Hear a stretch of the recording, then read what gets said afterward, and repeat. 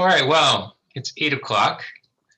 Welcome to the members and guests of the Society for the Renewal of the Catholic Mind, and welcome to our honored guest, Daniel Mitsui. I am Daniel Gibbons, the chair of the board of St. Jerome Institute. I know many of you, but those of you whom I don't know yet, I look forward to meeting you once we can all congregate in person. But for now, we're grateful to have the ability to come together virtually and share an evening reflecting on Mr. Mitsui's art, which is in my view, a really remarkable example of the potential for tradition, for Catholic tradition, to illuminate our time without becoming of our time exclusively, but to illuminate our time in relation to all time. So I'll say a little prayer tonight. We're in Lent. I thought, it would be good to start with a prayer and share. Last time I began with a Shakespeare poem, but this time it would be better to start with a poem a little more Lenten. And then we'll hear more from Mr. Mitsui.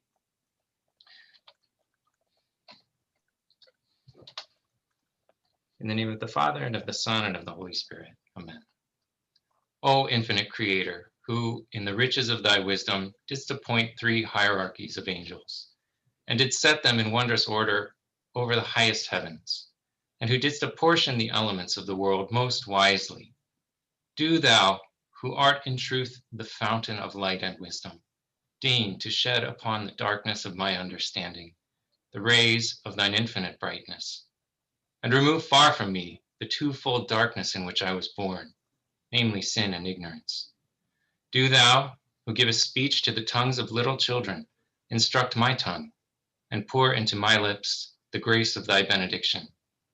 Give me keenness of apprehension, capacity for remembering, method and ease in learning, insight in interpretation, and copious eloquence in speech.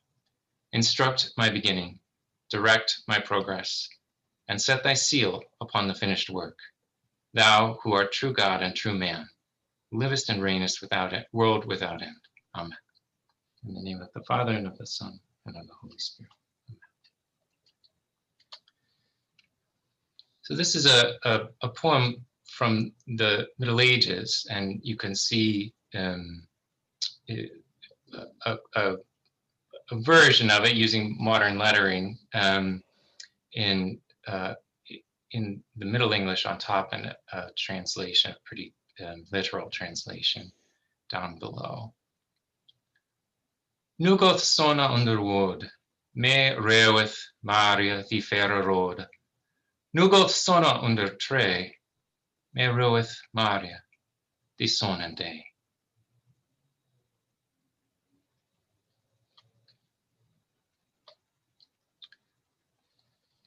So tonight I'd like to welcome Mr. Daniel Mitsui.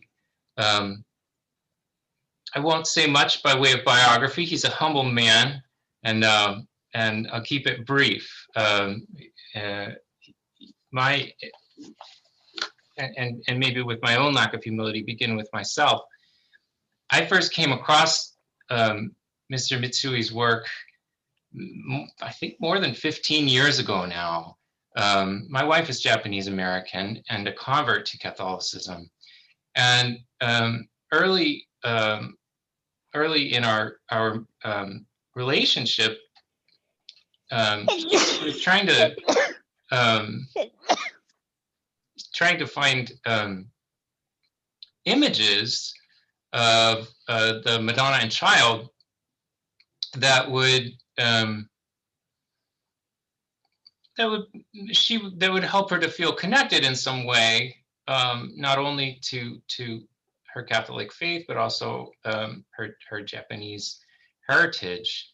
And this is harder to find than you might expect.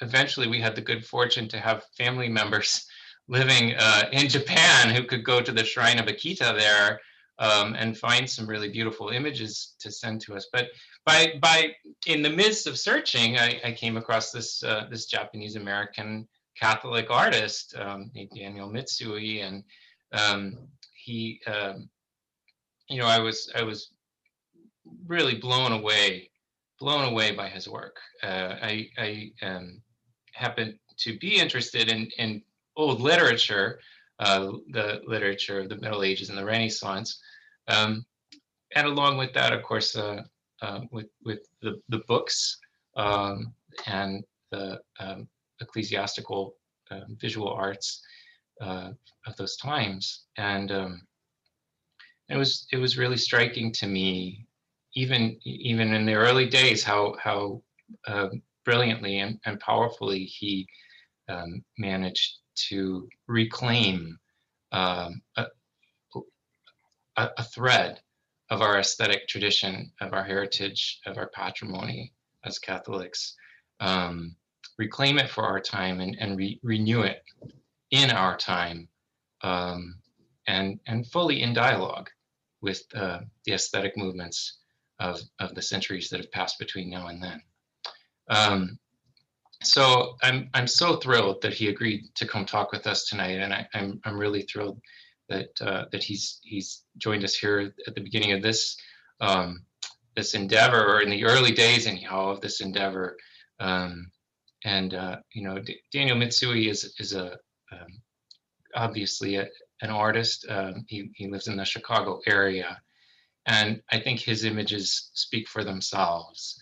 And I would really encourage everyone that we sent the link to his website in the invitation materials. I'd really encourage you to go check out his website. There's a wealth of material there, both image and word, and I hope you will get as much spiritual nourishment from his work as I do.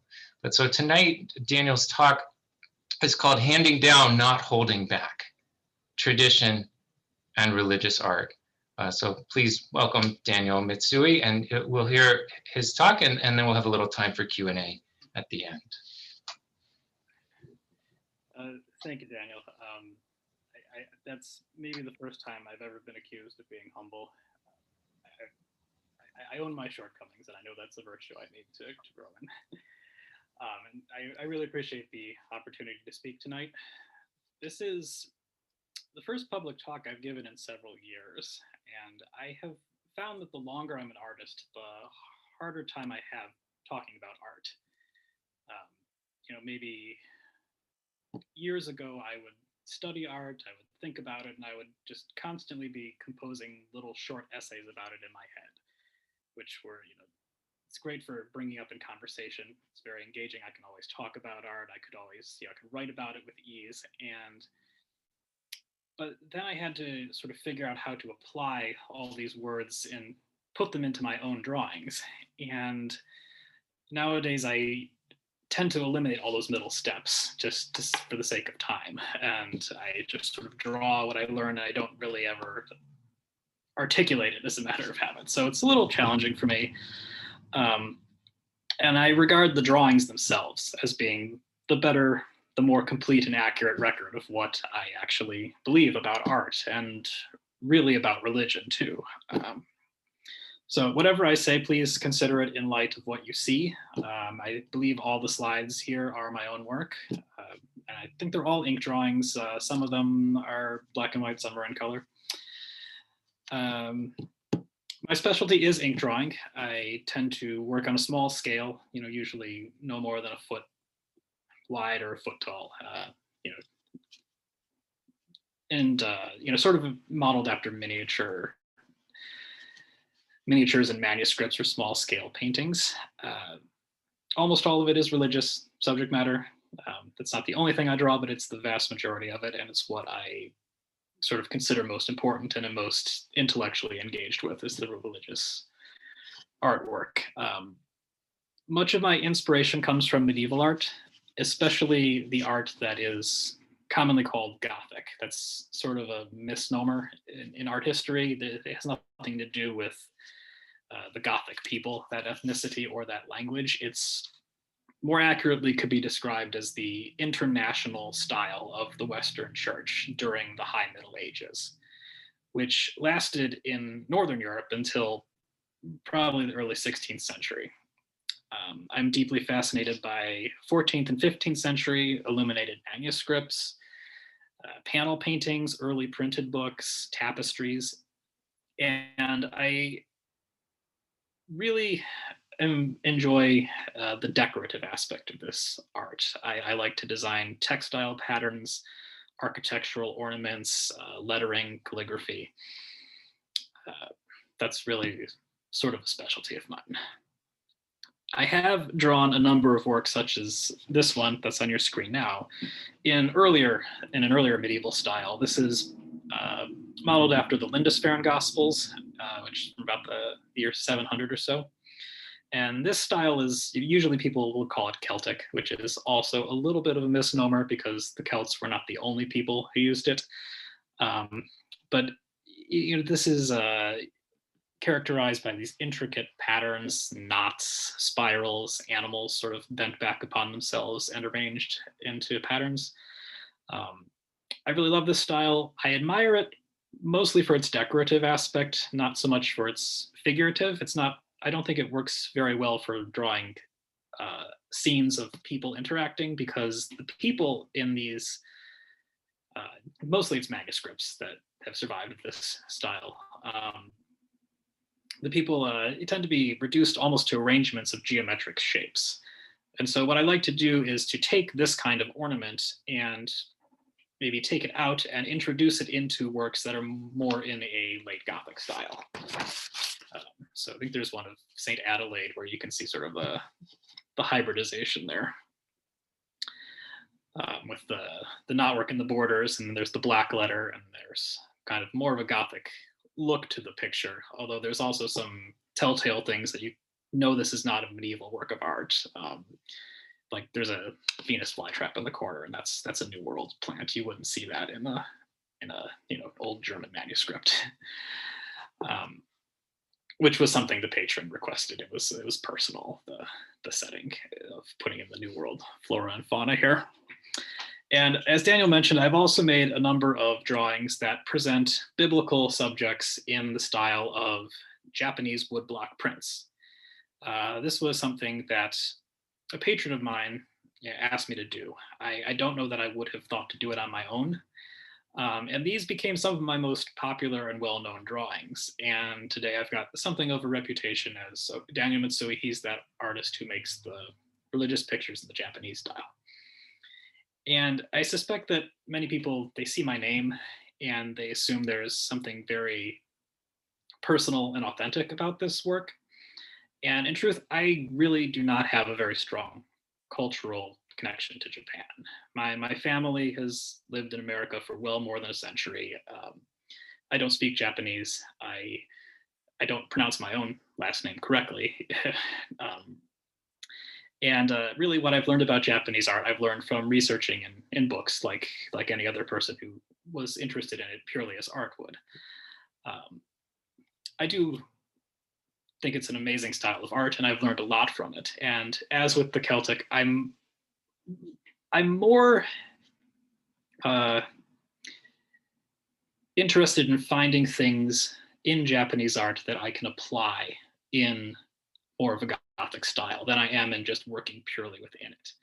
And truth be told, I am probably most fascinated outside of medieval European art. I love Persian art.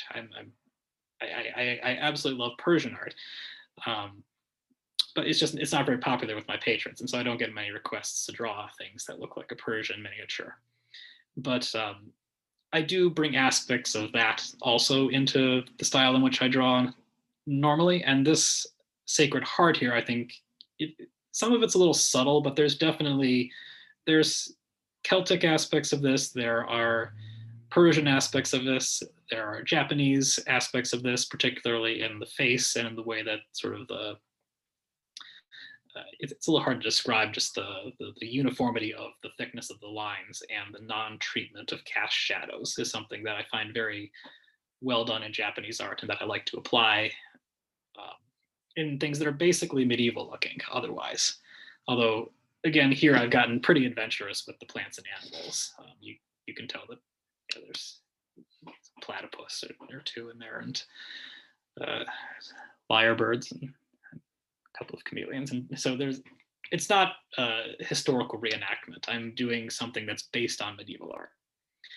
And that's because I don't really consider Gothic to be a historic style, something that's just belongs to a specific time and place. I consider it a living thing that has boundless potential for improvement. I embrace its underlying principles, its symbolism, its geometry, and its implied metaphysics of how it treats space and time and light. Not because these are medieval or European, but because they're enduringly true. And in my experience as an artist, they work. That when I try to be faithful to it in principle, the art is better. And that this art sort of crossbreeds with other styles of art so well is one of its greatest merits. And this can already be seen in the late Middle Ages, when Gothic painters were fascinated by carpets, damask, other textile art, and metalwork that were imported from outside Christendom, usually from Islamic nations. There's a lot of trade in these goods, and it really inspired many of the best medieval artists. You see it in, the so-called Flemish primitives, or the Northern Renaissance is another one of those misnomers. I think almost every general term used in art history is inaccurate. And I think most art historians agree. But if you look at artists such as Jan van Eyck or his whole circle, they love to put Oriental damasks and carpets in their pictures. And Arabic calligraphy was particularly admired. You can see imitations of this on the Blessed Virgin's garments or on saints' halos in Gothic paintings of the 14th and 15th centuries. One of the most famous examples would be Gentile da Fabriano's Adoration of the Magi. If you examine the halos behind Mary and Joseph and the Magi and Jesus, you see all this sort of Arabic text. And it doesn't spell anything. It's gibberish. It's not there to it's not there for ecumenical reasons or anything. It's just that these artists, such as Gentile da Fabriano, they saw these golden platters that were imported from Egypt under the Mamluks. And they said, these things are so gorgeous that I have to offer this to God, because God, the triune God, is the author of all beauty, and all beautiful things ought justly be offered back to him. And I really, fake Arabic calligraphy has become one of my favorite systems of ornament. And you can see this in the halo of Hugh of Lincoln here, who's is a very English saint, but I think it's lovely, and I consider it really a sad mischance that the era of Gothic art ended about the same time that the Age of Exploration began, because Gothic artists never really engaged with the art of the Far East or of the New World. And I think that had they encountered it, they would have made fascinating hybrid artworks. I also admire the artists of the Gothic era for their adventurousness with artistic media. At the beginning of the era, stained glass was a relatively new medium, and monumental sculpture had only recently been revived after many centuries of neglect. And then within 50 years, you have the soaring Gothic cathedrals that are covered with gorgeous statues and stained glass windows. And all of this was very new and exciting. Nobody had really made churches like that before.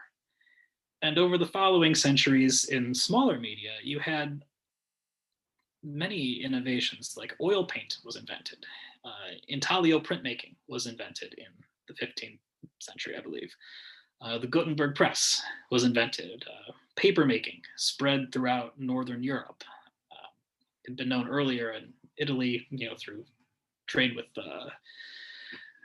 had come westward, but suddenly there were works on paper all over Europe, and the Gothic artists used all of these things, from the presses, from the the new types of paint, and they were very enthusiastic about it and created some of their masterworks without any hesitation that they were doing something that nobody had really done before.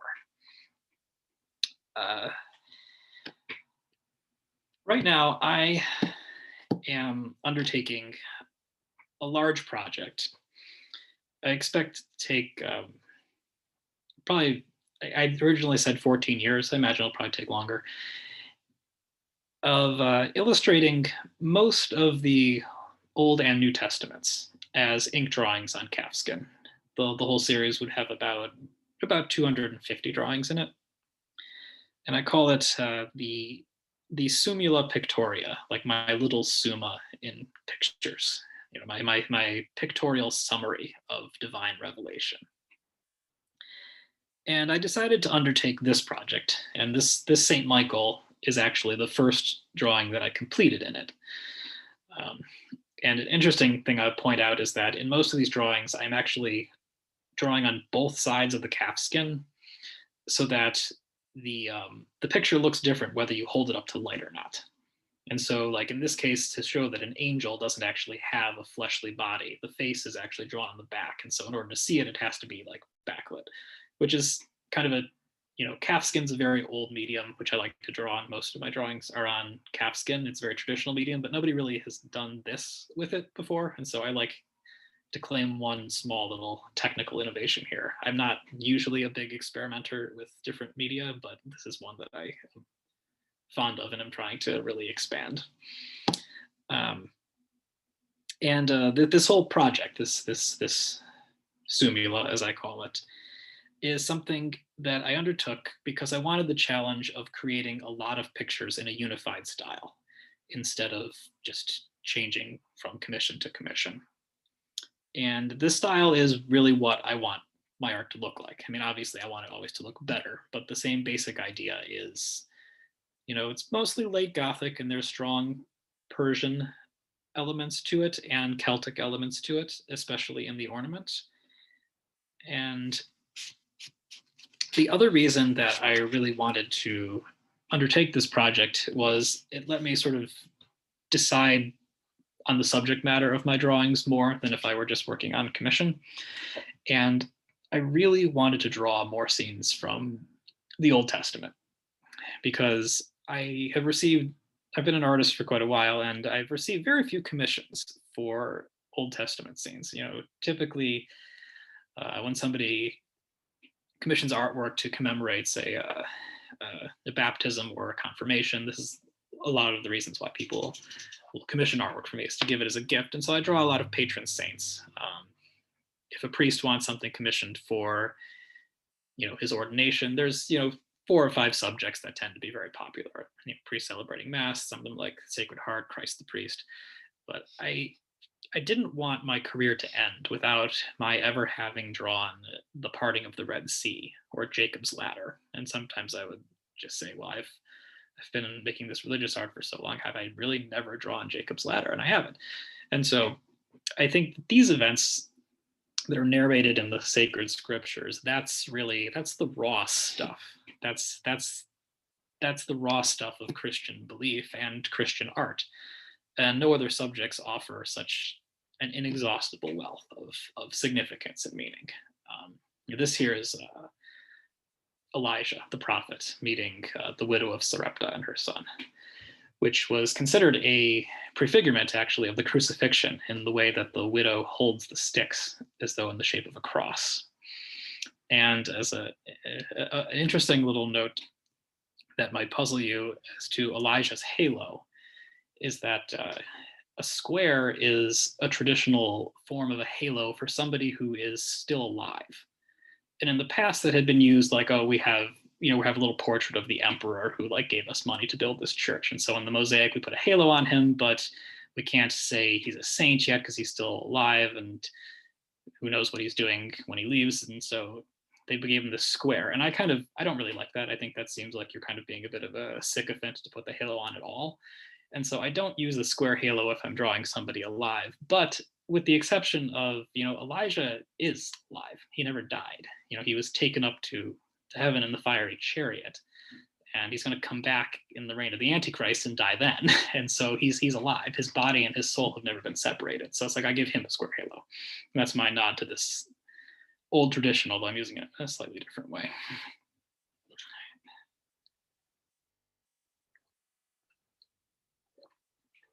All right. So that's a bit about my work. I'm going to talk more in generalities now, and so from here on, the pictures don't really correspond to what I'm saying, but I hope you look at them. I am, a traditionally minded Catholic, and I mostly keep the company of other traditionally minded Catholics. And I have observed that traditionally minded Catholics are better at agreeing about what sort of art they don't like and what sort of art they oppose than on agreeing about what they actually like or support. And what do we dislike? Art influenced by 20th century modernism. Abstract, semi-abstract paintings, sculptures, graphic art. We dislike churches with low ceilings and round layout and transparent, glass windows that have no color and minimal decoration. We don't like, liturgical music that is patterned on folk pop, and certainly I don't like any of that. However, I have seen that fixating on this dislike doesn't do much to contribute to a revival of anything that's good. Grievance is not artistically inspiring. It's very powerful in political realm, but art doesn't measure its success in political currency, and it's not at its best when it's being used as a political tool.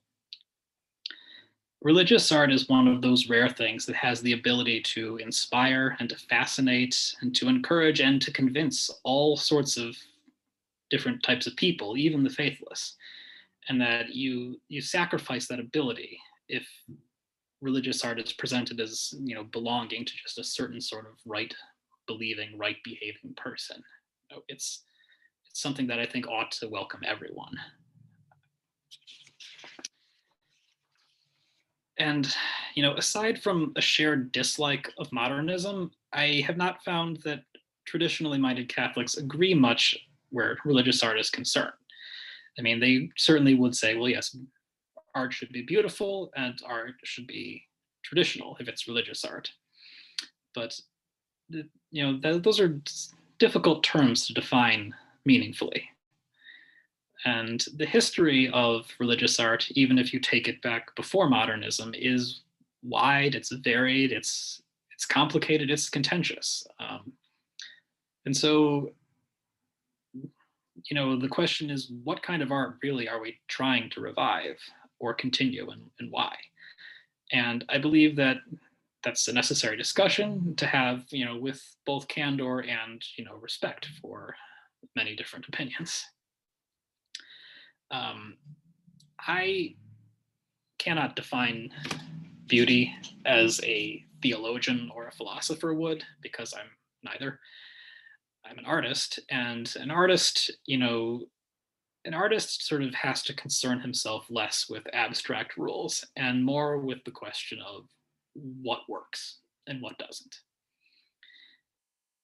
And I certainly want to be very clear that I make no claim to speak for the entire Catholic tradition. I'm not saying my opinions are the Catholic view. They are actually very specific. I've come to realize that there's a theology of beauty that I embrace, and it's a very specific theology of beauty. It is indebted to Dionysius, by which I mean the author of the Celestial Hierarchy and the Divine Names, whose actual identity is disputed. And also to the exegetical works of the Church Fathers, especially Augustine. And that these Dionysian and Augustinian influences were brought together in the 12th century by certain really remarkable men and women, whom I would say Hugh of St. Victor, Sujet of Saint-Denis, and Hildegard of Bingen are the most famous. And, this is, like I said, this is not the only theory of beauty that is proposed in the history of Catholic art. Bernard of Clairvaux would say something very different. This is very, very far apart from the mind of someone like Pius X. But I mean, I believe it's right. I believe that Hugh and Sujet and Hildegard were right, and largely because their understanding of beauty led to such an extraordinary flourishing of art and music. I believe that all of Gothic art and architecture and most of Western art music follow in some way from their insight. And Hildegard, I think, put it best. And this is, I'm going to quote from her epistle that she wrote to the prelates of Mainz. This is regarding a controversy where they were forbidden, her nuns were forbidden to sing for a while. And I quote, Hildegard says, Adam lost that angelic voice which he had in paradise, for he fell asleep to that knowledge which he possessed before his sin, just as a person on waking up only dimly remembers what he had seen in his dreams. God, however, restores the souls of the elect to that pristine blessedness by infusing them with the light of truth, so that they might, by means of his interior illumination, regain some of that knowledge which Adam had before he was punished for his sin. And so the holy prophets, inspired by the Spirit which they had received, were called for this purpose, not only to compose psalms and canticles, by which the hearts of listeners would be inflamed, but also to construct various kinds of musical instruments, to enhance these songs of praise with melodic strains. Thereby, both through the form and quality of the instruments, as well as through the meaning of the words that accompany them, those who hear might be taught about inward things, since they have been admonished and aroused by outward things. In such a way, these holy prophets get beyond the music of this exile and recall to mind that divine melody of praise, which Adam, in company with the angels, enjoyed in God before his fall. That's the end of the quote. Hildegard speaks here of music, but the lesson, I believe, can be applied to all forms of art. The recognition of beauty is essentially a nostalgia for Eden. It is a vague memory of blessedness that was not entirely destroyed in the fall. Beautiful music, and by extension, beautiful art, are means to elevate the heart and mind toward that blessedness. In this way, it behaves sort of like virtue. And so one thing that I take from this is that religious art can never be considered a completed task. It has no center, no pinnacle, no ideal within the fallen world. Its ideal is something so beautiful that the weakness of mortal man would be unable to endure it. That's how Hildegard described Adam's original voice. And so I kind of rankle when, I hear, for example, Orthodox Christians assert that, the Russian Synod of 1551 declared that Andrei Rublev's icons are the perfect standard of sacred painting. And I rankle when I read Pius X's Motu Proprio of 1903, which declares that Gregorian chant is and always has been the supreme model for sacred music. Now I understand why they say these things. They're the bishops of Russia in the 16th century and the Pope at the beginning of the 20th. They were concerned with what they see as a superabundance of bad new art, and they wanted to get rid of the bad new religious art, and so they found examples of this is good older art that's free from certain corrupting influences. And so they say, well, imitate that instead. And it's like, well, yes, you would rather imitate the old good art than the bad new art. And I understand that nowadays you see this aesthetic banality that is kind of characterizes contemporary Catholicism in most places. and you want somebody to just step in and say, well, just do things the way they were done back then when it was so much better. But to say that we're setting this standard and saying this is our ideal and we just need to imitate that as a supreme model always, is, I think that approach diminishes immeasurably the actual meaning and purpose of sacred art. Your heart and mind, or you want them to be elevated back to the blessedness of Eden, but they can't stop at some point in history and go no further. To say that, I think that the icons of Andrei Rublev and the monophonic chants of medieval monks, they are great, but they fall short of their actual task. And that I believe that they were great in large part because their makers were always trying to make them into something better than what they already were. They would not have said, we are making the best that there is or can be.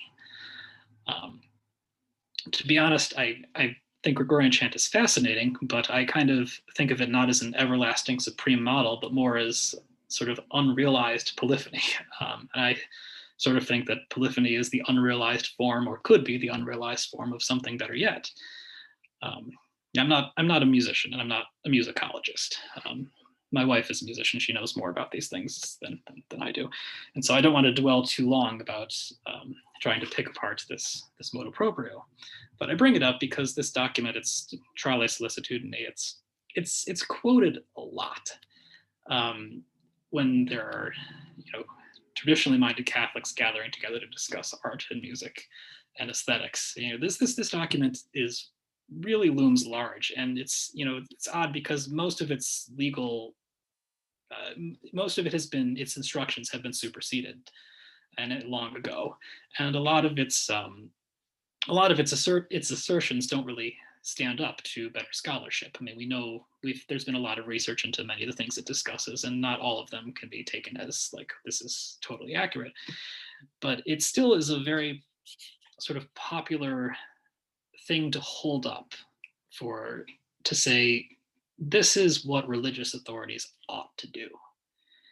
And I think that there's a wish among many traditionally minded Catholics that there were a comparable document treating the subjects of visual art and architecture. And I'm grateful, I thank God, that there isn't. I think that if you really take a hard look at church history, the forceful wielding of power by bishops has rarely been good for religious art. The last time that it was applied to painting and sculpture on a wide scale, I sort of ruined the Gothic art for centuries. Most people don't know about this. What I'm talking about here, I'm speaking about a campaign of art reform that was undertaken in the late 16th century by a Flemish bishop named Jean Molanus, who wrote a highly influential book, which was sort of a instruction manual for diocesan art censors, and in which he analyzed and subjected the whole tradition of religious art as he understood it to his scrutiny, and condemned really anything that he found obscure or misleading. I learned about this through the art historian Emile Mal, who's one of my favorite writers on religious art. And I'll quote him here. When he says, "Symbolism, the very soul of 13th century art, that beautiful idea that rhythm, number, and hierarchy are the fundamental laws of the universe. All the world of ideas in which the old theologians and artists had dwelled was closed to Molanus. The little he says about hierarchy indicates that the spirit of the works of the past was completely foreign to him. He thought it of no importance whether Paul was placed before Peter, whether the Virgin was shown at the left or the right side of Christ, or whether one order of saints was placed before another in heaven. As for symbolism itself, he scarcely deigns to allude to it. To read Molanus is to sense that the old symbols were withering and dying. There's not one line in all his book that has to do with the famous concordance between the Old and New Testaments." That's the end of the quote. That these traditions in Gothic art endured for so long, and that they were able to be revived later, and today can still be, is largely in spite of, rather than because of, intervention from ecclesiastical authority. And so I've talked about beauty. Well, what do I think tradition means in regard to religious art? And that's obviously in the title of the lecture. And, the word traditional has acquired, a sort of a charged, somewhat misleading connotation in the present day. Because when we talk about traditional Catholics, that means, Catholics who attend the old Latin Mass. And, I'm one of them and have been for a long time. And I've come to realize, I've just through observation, that the people who gravitate to traditional liturgy, they do so for all sorts of reasons, many of which are not really about tradition per se. There's people who come because they're paranoid. They are afraid of some forces that have corrupted everywhere else. There are some who come more out of a sense of propriety, that they are attached to a certain form of bygone manners, dress, child discipline, pious expression. Some come from the sake of politics. They see the traditional liturgy, that's where the right wing worships. And I don't think there's anything wrong with the fact that traditional liturgy attracts, these sort of people. I mean, they need to go to church, and traditional liturgy ought to, welcome everybody. I think it should be for everybody. The problem is that many people who call themselves traditional Catholics will confuse tradition itself with their own motivations for seeking it out. And so if they ever get insecure or competitive or judgmental about who is really traditional or who is more traditional than whom, they're really asking who is more, paranoid or proper, or who wears his politics. They're not asking about tradition in a religious sense. And so that just means that when we talk about what is traditional Catholic art, that's a different question from what kind of art do traditional Catholics like. Because if you're really mostly concerned about being proper, you're just going to want art that's, it feels sort of, comforting and churchy. And that can be very great art, but it also excludes a lot, including really most of the things that are newly created. And if you're largely viewing this through a political lens, you're going to see art as an expression of what side you're on, and probably judge it on superficial characteristics, like what musical instruments are you using, or what is your choice of materials, like felt is left wing and lace is right wing, or something like that. Which I don't necessarily like. I don't think I've ever encountered a work of art in felt that I liked so much, but I see the potential for making one. It's a very ancient and interesting material, and I'm tempted at times, sometimes, to branch into felt banners just to prove that I can.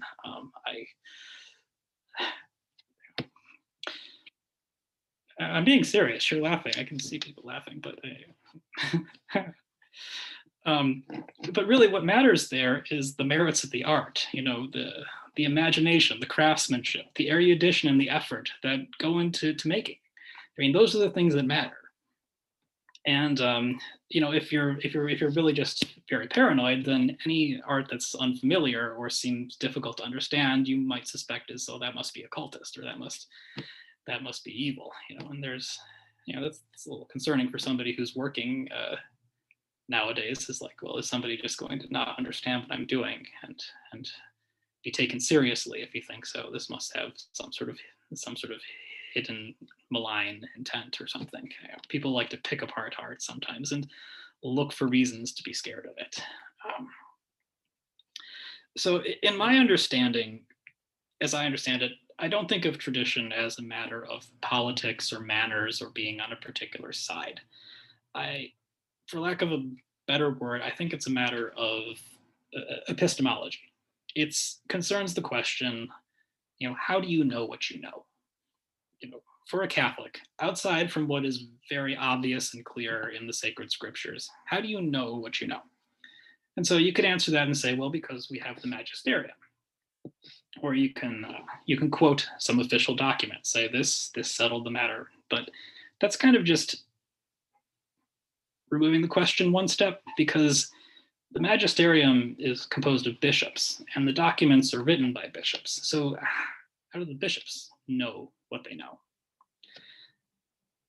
And so I think there are basically two ways you can answer that. One is to say, well, from ecclesiastical tradition, there are liturgical practices, there are patristics, all the writings of the church fathers, there are beliefs and behaviors that you can see enduring, across centuries and across geographic boundaries. And so these are the things that inform the bishops, that tell them, what do you need to know in order to make your authoritative judgment? What do you need to know in order to write your document? And I think that's an important point, that because these traditions have to be there before the document is signed, they matter most when they're yet unofficial.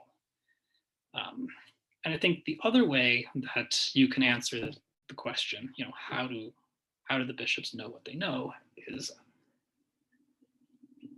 you can say, well, they can know that sort of by testing the limits of their own infallibility. If I'm the proper, if he is the proper authority and he signs the proper type of document, then it must be right, because God didn't prevent him from doing so. And I consider myself a traditionalist because I think the former way that's the normal right way of doing things. And what does that mean about art? I mean, that's where art's concerned. To me, what that means is that when I learn how to make traditional art, it's more than a matter of reading documents.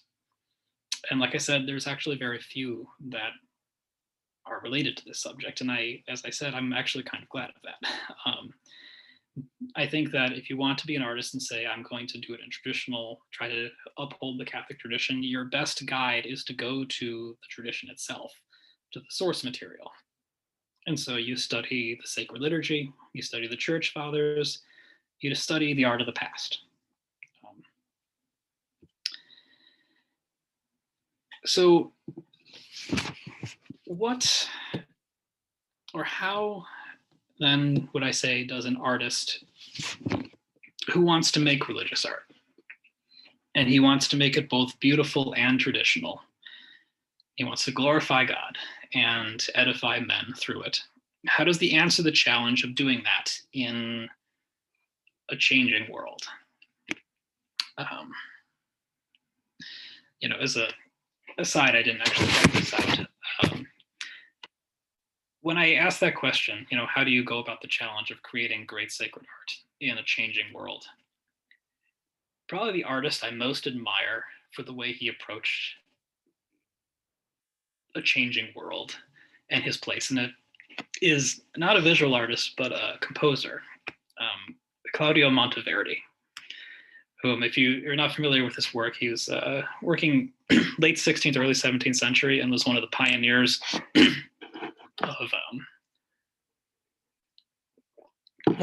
of opera, which was at that time very new. Orfeo is like the first opera that was considered a masterpiece, and was written in 1608. And right around the time that his wife died also, he was dealing with some definite personal tragedies. And just 2 years later, he wrote a collection of church music that you see it performed as the Monteverdi Vespers is what people call it, but it's actually sort of like a Vesper service and a mass setting. And I think that it is just a fascinating, I view it as a treatise on different ways to be a traditional sacred artist, in that he presented this mass setting in this really sort of Palestrina-like, century-old, deliberately archaic manner, in order to say, this old way, it's not exhausted. You can still use it. You can still create great things in this old form. And then some of these works in this same collection are delving into the most avant musical techniques of his day, both in terms of instrumentation, approach, and harmony. And avant-garde in that day meant operatic, which, as I said, at this point was brand new. And then he created a lot of works that were somewhere in the middle there, in which he was really very adventurous in what he did with the music, and yet still tied it to, melodically and in its sort of music theoretical basis to, the Gregorian and a cappella polyphonic tradition. And so I think it's very fascinating to say that this one man was basically saying, you can be, an old kind of traditionalist, you can be a really avant kind of traditionalist, and you can be something in between too. And I really admire him. He's someone who, like myself, he tended to overpromise on the amount of writing he would do about his art, and wound up not delivering on the writing, but made the art instead. And so I feel a kinship to him there. But my advice overall, what should an artist do who wants to make religious art that is traditional and beautiful now? I'd say he should choose his influences, both visual and intellectual, out of love. He should love them for what they are, not for what they are not. I would say that no matter how devoted he is to a certain kind of art or a certain school of thought, he should remember that it is incomplete and imperfect. He can and should try to make it better than what it was. And that is an altogether traditional thing to do. He should be open to whatever medium, whatever materials, what other methods work best to express the artistry. And a willingness to be bold technically is another altogether traditional thing to do. I would say he should not consider religious art to be like a political tool, like an argument. It should not be done to spite someone, and he should not encourage it to be used as such. I say he should look to every kind of art, whether it comes from within the church or without it, asking the questions, what works, and what can this teach me to make my art better? God is the author of all beauty. As St. Augustine said, the minds of his providence are everywhere scattered abroad. And so don't just say, I'm only going to look at Catholic artists, and that's going to mean that you're going to make better Catholic art as a result. Catholic art means giving God the best. And I think he should ask the same question, what works and how can this make my art better, even of art that he, for the most part, finds bad. He should ask, what can this teach me? And the answer may be very little, but if it's anything at all, he should accept the lesson. And he should not expect, church documents to provide him all of his answers. The tradition upon which any eventual document depends already exists, and it provides a lot of answers. And anyone who's willing to do a fair amount of research can learn a lot from it. And that's my advice to myself and to anyone who makes or wishes to make religious art, and to anyone who wants to appreciate or understand or patronize it. I encourage him to seek out the work of contemporary artists who do this. And there's more of us than you might think. None of us are famous by the usual understanding of that word, but there's quite a lot of people making good work now who you can seek out. And I encourage you to do so. That's as much as I've written. Thank you.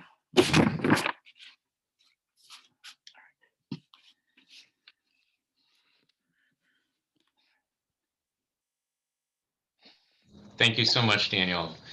So now Daniel has generously agreed to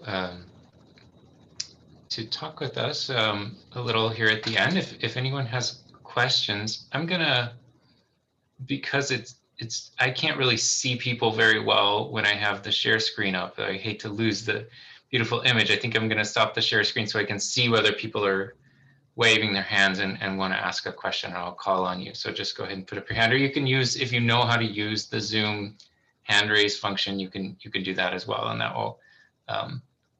will attract my attention.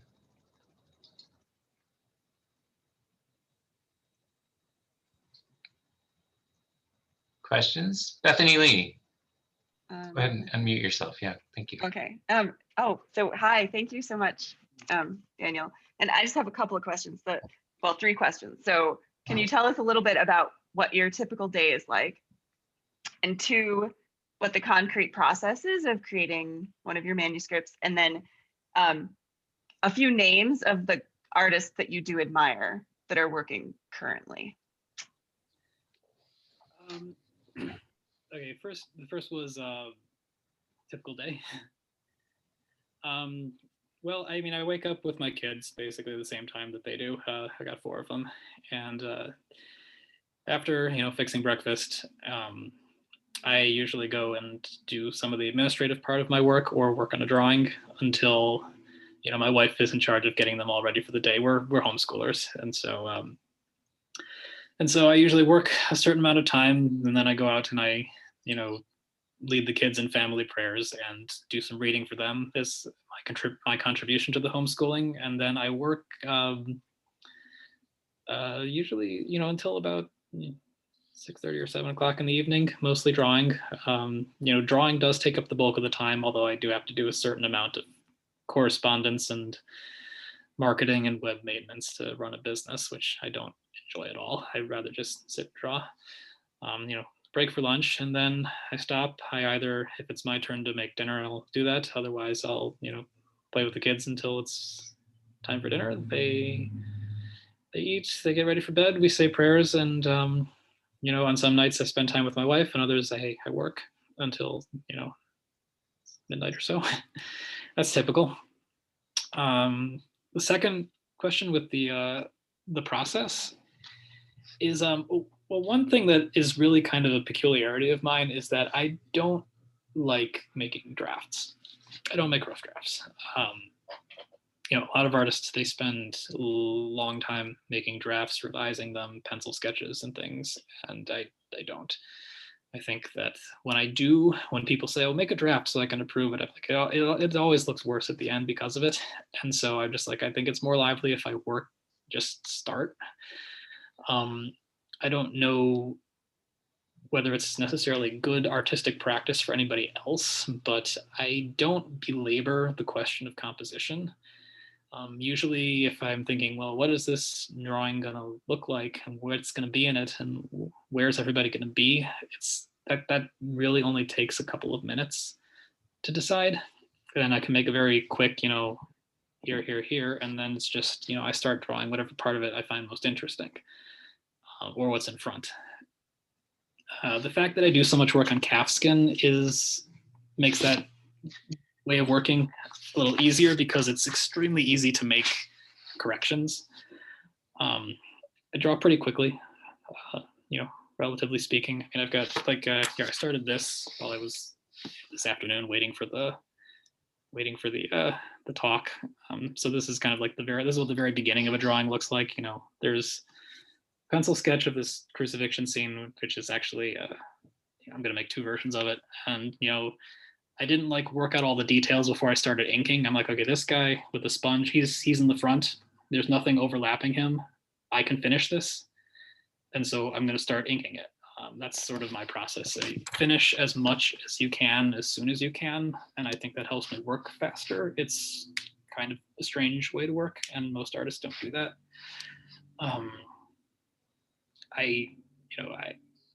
I kind of suspect that I am somewhat autistic. That's not a joke. I mean, seriously, I do suspect that, and that probably accounts for some of those peculiarities in my method. But it goes basically, pencil to black ink, and then I move on to darker solid colors, and then the washes, the light colors go on last. I've little bottles of ink here with I have 26 different colors that I use that are mixed the way I want them. This is my green, which has a little bit of blue in it, and this is my red and pen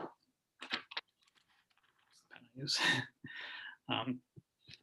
So I mean that's the process. For some things I for example, if there's a lot of lettering in it, what I did is I sort of took my calligraphy and sort of scanned it all and made a typeface out of it. And so I can type out in my own handwriting,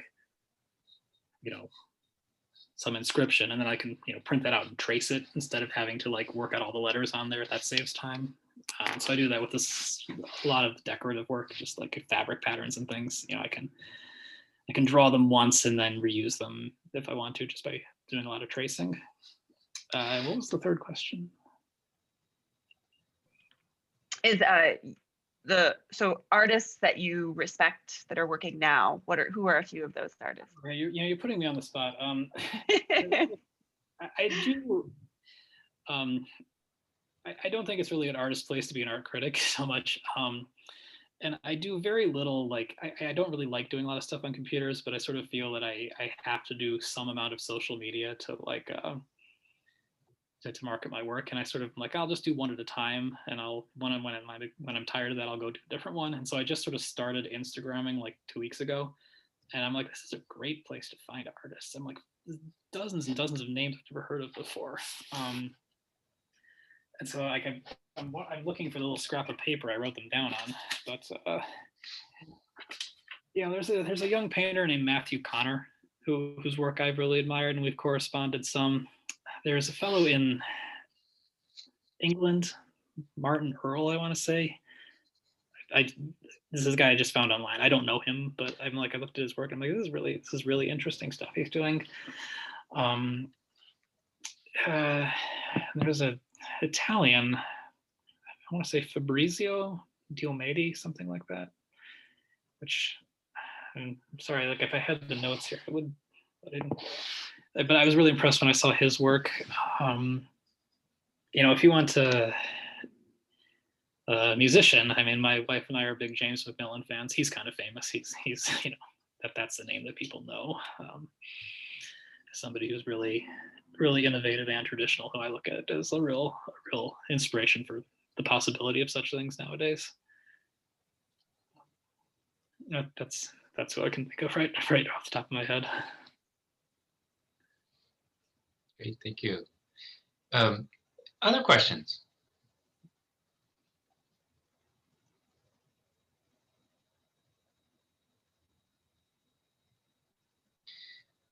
Okay, I've got a question. Okay. So you talked about how you consider it a mischance that that the age of discovery and the decline of Gothic art, or perhaps you might say that the rise of the new kind of realist art of the 1400s, right, corresponded with each other. How do you characterize? How would you briefly characterize what happened? Well, I mean, as to why Gothic art ended, I mean, in Italy, you just had the emergence of a competing style. That's one thing. There was, humanist philosophy, which produced the art that we call Renaissance, which I think of as yet another art historical misleading term. I mean, I think they all are, but everybody calls it Renaissance art, so I will too. It's and that's that had sort of a different approach in terms of what it was willing to do visually, because intellectually the humanists were very broad in terms of what they were interested in. There's a lot of interest in esoterica from from the Egyptian and from the Hermetic and the Zoroastrian tradition. They were really drawing on a lot of very bizarre things, not always to good effect, but I mean, I think it's certainly worth exploring for the reason, same is analogous to what I said in art. But in terms of their art, it was so heavily idealized Greek and Roman classical art that I think it sort of hybridizes somewhat poorly with any society that didn't have some of these same characteristics that were really very peculiar to the classical world. I don't really, I mean, and yes, you can say that is possible. Like, I'm just thinking of, for example, there was in the ancient world itself, there was a tradition of like a Buddhist art that is very indebted to classical Greece, which was, sort of that encounter happened because of the conquest of Alexander the Great that brought Greek culture and Buddhism into contact with each other. And so that it's, so I can't say it's not possible. I do think that Gothic art has a certain outlook that works well with almost any sort of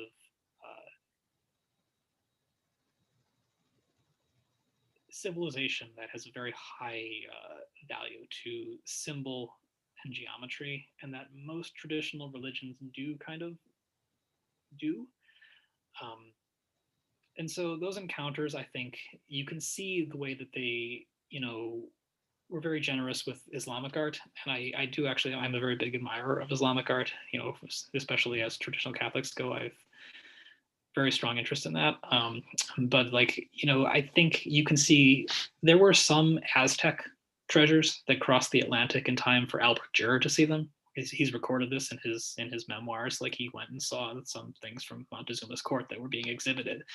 I was very fascinated, but nothing ever happened to that, at least not that we know of. And Dürer already is somebody who he stands kind of astride the end of the Middle Ages, being very much both Gothic and humanist in a way that nobody else really was. There's obviously not that obvious, but there's contact with China, in the High Middle Ages, through Marco Polo and such. But so Gothic art kind of falls out of favor in Italy because of this different way of thinking. I think that what really kind of did more damage was that sort of campaign of censorship that I talked about was a time in which you had the challenge of Protestantism, which is going to reject a lot of this art just based on its content, saying, well, we don't believe this anymore, we're not going to make art like this. But that's sort of the reaction, was to say, well, we can't give Protestants cause to criticize the church. And so anything that might strike them as inappropriate, we're going to sort of preemptorily remove. And that, I think, was the mindset of Milanus, that he was very much concerned with the problem of his time and not really thinking about everything that happened before and everything that would happen later in its effect. And so I don't really think you can see any art that you would call Gothic after the Council of Trent, which is about the time. I mean, basically, Milanus was trying to, in his own way, he was trying to do what he thought the Council of Trent wanted. You can see why he would think that, although the instructions in the council itself they're not very specific. They just said, bishops, mind the art in your diocese, and if there's anything strange, make sure you approve it before it's displayed in public. So I mean, those are the combined influences. I imagine there's a lot more that a historian who is more up on all the economic and social and political aspects of the end of the Middle Ages could tell you, but those are the ones that I think are really, really obvious from an art historical point. Yeah. Well, I would love to talk with you for many hours probably about this question, because I study medieval and Renaissance literature, but I also teach at Catholic University a course in the humanities that's very interdisciplinary, and we talk about a fair amount about aesthetic changes and changes in the sciences and natural philosophy. But I'll restrain myself because Elizabeth Roberts has her hand up. Go ahead, Elizabeth. Thank you, Dan. Thank you so much for the talk, by the way. How lovely. And I was curious if you had any suggestions for those of us who are teachers about how we might teach art well. Are there particular things you recommend we address or don't address to give our students the opportunity to have this kind of a love of art that enables them to create beautifully and well without fear, but also with such beauty and attention to detail? Yeah, no, I love the way you put that, in that you're sort of, I think, really seized on what I think is the big flaw in the way that people teach art to kids, which is that I think many people who write, like I mentioned, we're homeschoolers, so we've looked at curricula, and we're obviously sort of taking responsibility for our own kids' education. And I think a lot of people think, oh, we should teach our kids about art so that they will sound smart talking about it when they're adults. Sort of like it's learn the big famous names so that if they're brought up at a cocktail party, you can discuss them. And I think that really the reason you teach art to kids, I mean, part because it's a good thing to know in itself, and also because they might become artists. And that I think that so much of the way that people approach teaching art, especially if they want to teach art history to kids, they don't do it with the mindset of, is this actually going to inspire the child to make something? And so I think that the first thing to do is you want to just encourage a love of art, and you can ruin that by giving them art that's not likely to appeal to children. That kids like a certain precision in art, they like details, and really, I don't feel the need to say, well, this is a famous, serious artist from however many hundreds of years ago. I really think that it's important to rely on very good picture books, and that there are so many wonderfully illustrated picture books that are made for children, and because the narratives are pitched at children, there's that extra, sort of hook into the artwork, and that just showing them a lot of really well illustrated books is probably the most important thing that you can do. And I think that there's a lot of bad illustrated books out there, but there's so many good ones. Like we publish so many books now, and I really think you could consider the entire 20th and 21st centuries as something of a golden age in book illustration, if you are selective about it. Like when I ask my kids, who are your favorite artists? It's like, well, I've taught them about Hieronymus Bosch, because I think Hieronymus Bosch, it's very weird. It's very funny. And, if you knew my second oldest son, you'd be like, okay, he would love Bosch. And, at one point I remember him having an argument with my oldest daughter, who was probably only like 5 at the time. And he's like, who's the best artist ever? And he's like, Hieronymus Bosch is the best artist ever. And she said, no, I think Kanuko Kraft is the best artist ever. And if you know Kanuko Kraft, she makes these beautiful illustrated fairy tale books. One of the better contemporary children's book illustrators. And now she's like, well, I've got 5 favorite artists. They're Kanuko Kraft, Gennady Spirin, who else did she say? Trina Short-Hyman, Maury Sendak, but the point is that they're all children's book illustrators, and that's fine, because this is great art too. And a lot of it is great serious art. Like I mentioned Bosch, like there's Andre and Olga Dugina.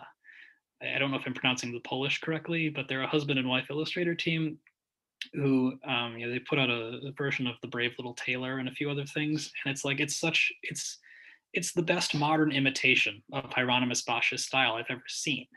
It's wonderful, serious artwork, but it's being put in a children's book and it's not in the gallery. And so like, give kids that and tell them to learn these artists, because those artists are just as important if your point is to inspire them. Another thing that I think is very important with, and this goes for parents as well as teachers, when you introduce, when you read a picture book, is like, always make sure you say title, written by so-and-so, illustrated by so-and-so. Never, like I never read it without saying first, reading the author and the illustrator, because you want to reinforce this idea. This was made by someone, and therefore like people can make things like this. You can make something like this, to put a to just get in the habit of identifying that there is an artist. I think is something that a lot of people they just skip over it, and I would encourage anyone not to. As for like making art fun, I mean, I don't know that lessons work well for all kids in terms of formal lessons, but just having a lot of opportunity and encouragement to draw is nice. I never really was formally educated as an artist. I mean, I took art classes in college, but nothing really before that. I didn't even really take many art classes in high school. I just drew all the time. I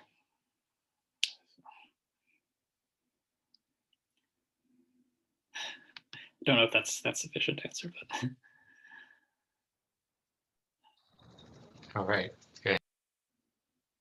Sufficient. I guess it's sufficient enough. Thank you. Any other questions? Edward. Thank you, Daniel, for such a beautiful presentation and for your wonderful art. You work on calfskin and you use ink, which today we call traditional media because we have a new media. To what extent do media matter? And could you speak in particular about new media? Well, the media matter insofar as they help you realize your artistry. I don't use calfskin because it's old. I use it because it works exceptionally well. The merits of calfskin are it's more precise than paper. You can get greater level of detail than paper. And the reason is because if you're drawing on paper, it you know, on a microscopic level, it's all this is random mash of vegetable fibers. And so you saturate part of it with ink, it's going to spread. Whereas if you have these organized skin cells, the ink stays where you put it. And if you want to make a correction, you take a knife and you scrape it off. You just take off a layer.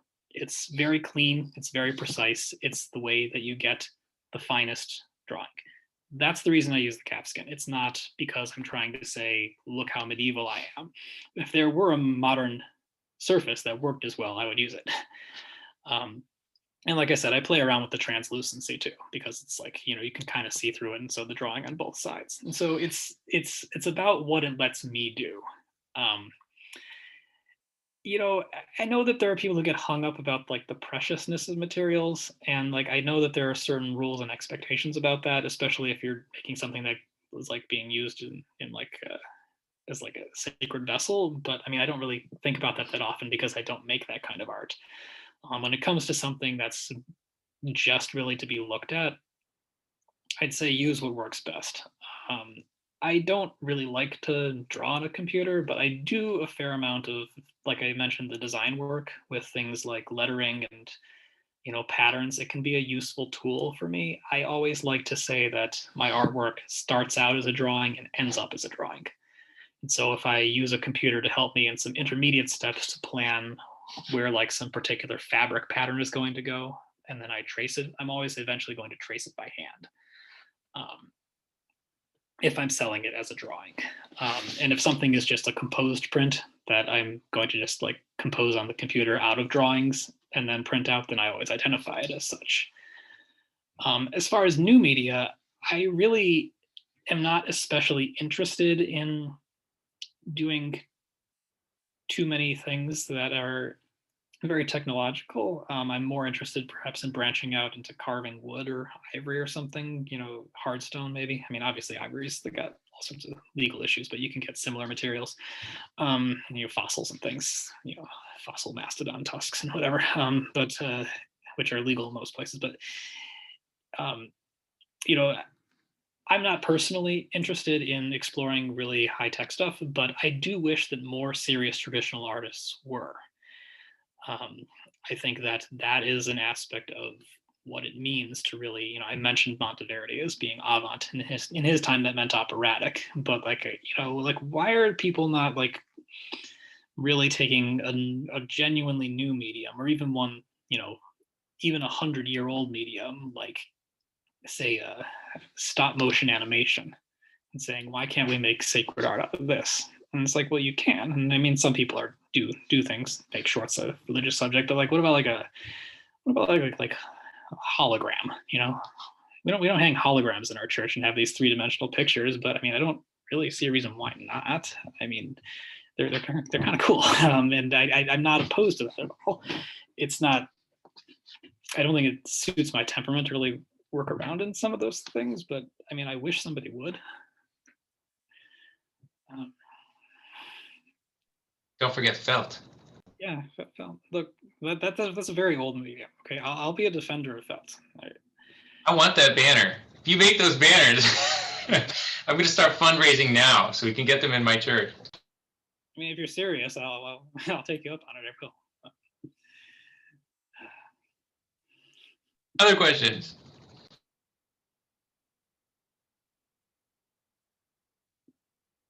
All right. Well, Daniel, you've been really generous with your time tonight, and I'm so grateful to you for joining us and for sharing your work and sharing your perspective.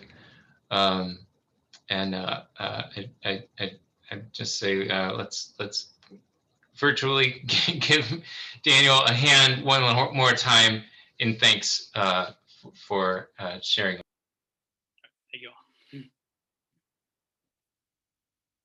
And thanks to all in the Society for the Renewal the Catholic Mind for joining us in this conversation. And we look forward to many more illuminating conversations, and maybe we could even get Daniel to come back sometime again in the future and share more of his thoughts and his work.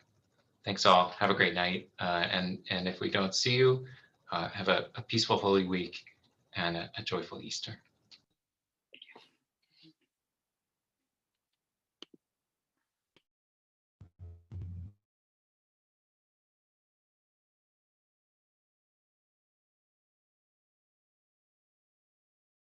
So Edward, I'm going to push the stop recording, right? I don't need to do anything else. Yeah, I think you're fine. Yep.